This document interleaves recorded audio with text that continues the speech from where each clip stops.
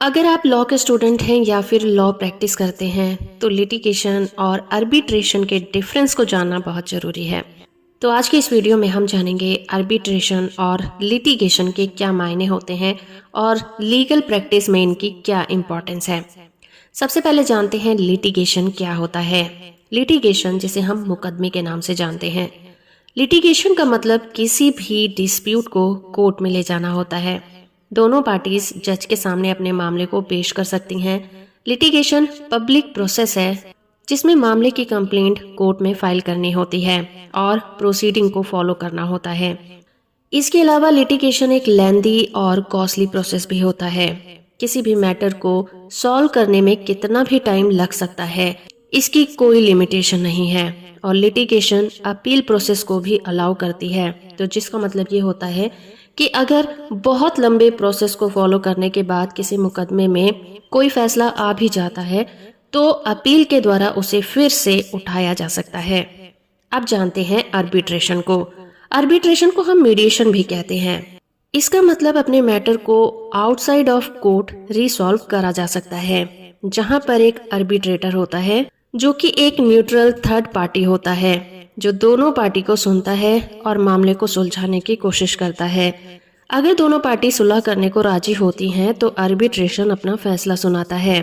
Arbitration एक private process है जहां पर न्यूट्रल थर्ड पार्टी केस को स्टडी करके इस पर एक बाइंडिंग डिसीजन देता है। लेकिन आर्बिट्रेशन तभी हो सकता है जब दोनों पार्टीज इस पर एग्री हों। आर्बिट्रेशन एक फास्ट और सस्ता प्रोसेस है। इसमें बहुत कम समय में फैसला आ जाता है। इसके फैसले की अपील भी नहीं होती और इसका फैसला आखिरी फैसला होता है और दोनों पार्टीज को इसका फैसला मानना पड़ता है। तो अभी हमने जाना इनकी डेफिनेशन को। आइए अब समझते हैं आर्बिट्रेशन और लिटिगेशन के डिफरेंस को। Type of proceeding. लिटिगेशन एक पब्लिक प्रोसेस है जहां पर कंप्लेन को जज की कोर्ट में फाइल करना होता है और प्रोसीडिंग को फॉलो करना होता है। लेकिन आर्बिट्रेशन एक प्राइवेट प्रोसेस है जहां पर आर्बिट्रेटर को अपॉइंट किया जाता है जो केस को स्टडी करके एक बाइंडिंग डिसीजन देता है। लेकिन ये तभी हो सकता है जब दोनों पार्टीज इस पर एग्री हो जाएं। Evidence allowed. Litigation federal rule of evidence को फॉलो करता है जो काफी टाइम टेकिंग और कॉम्प्लेक्स होती है। लेकिन आर्बिट्रेशन में लिमिटेड एविडेंस प्रोसेस होता है जहां पर आर्बिट्रेटर डिसाइड करता है कि किस एविडेंस को अलाउ करना चाहिए और इसमें एविडेंस के रूल भी अप्लाई नहीं होते। लिटिगेशन ज्यूरिसडिक्शन का सब्जेक्ट होता है, जिसका मतलब ये है कि आपकी कंप्लेन जिस भी एरिया से रिलेटेड होती है उसी ज्यूरिसडिक्शन की कोर्ट में आपको मामले को फाइल करना होता है। लेकिन आर्बिट्रेशन में ज्यूरिसडिक्शन का इशू नहीं होता। इसका मतलब है कि पार्टीज चूज कर सकती हैं कि उन्हें आर्बिट्रेशन कहां पर कराना है। हाउ आर्बिट्रेटर या फिर जज सिलेक्टेड।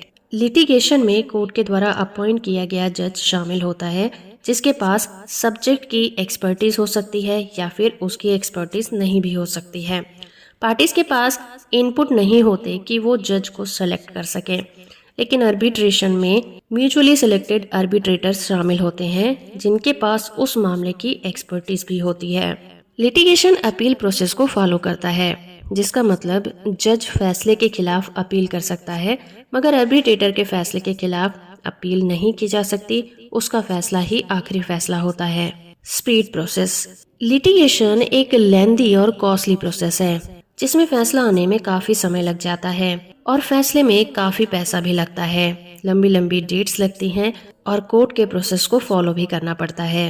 लेकिन आर्बिट्रेशन काफी स्पीडी प्रोसेस होता है जिसमें जल्दी फैसला आता है और ये कम खर्चीला होता है।